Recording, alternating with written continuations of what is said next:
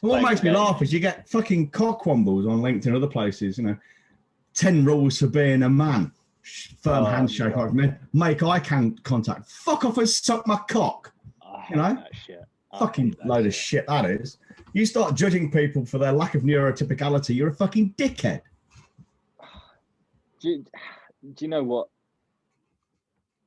It is also really shitty when you have to deal with a cockwomble, negotiate with a cockwomble. Oh, yeah, we were talking about pricing today, weren't we? And, the classic pens are poised above the fucking contract, and then they look up and they'll try to look in your eye, of course, and say, it's a bit much more than we wanted to pay. Isn't there something we can do about the price? Yes, we can put the fucker up. Now sign. But yeah, I mean, negotiating with cockwombles is very, very simple. One of the problems I think most business people have, I mean, I say salesman, but everyone's a salesman of some kind. We're all selling something. Is that there's a real emotional need to make the sale for most people. And I think a lot of that, I said it this afternoon, was it this morning in the training, it's people, the reason for that is people mostly see sales and marketing as being an event, not a process.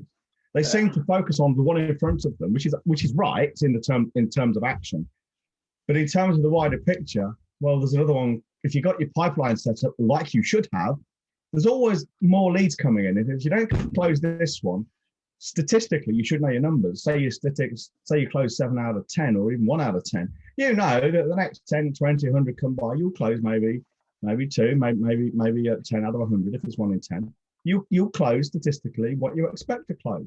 You can't say whether or not you'll close one individual one, but over large numbers, this is what you'll make. That's how it works. And once you understand that, and then you let go of the need to make this particular sale in front of you, it's much more powerful. So what I suggest to people is, I mean, it is from me now, but I got this idea and pursued it. It was from the late Jim Camp, who was like the most fitted negotiator in the world. He was a real bastard. I mean, he wasn't dishonest as far as I know, but he was not in business to be nice to people. He was in business to do business. And his negotiating style was to start with no. He basically had a book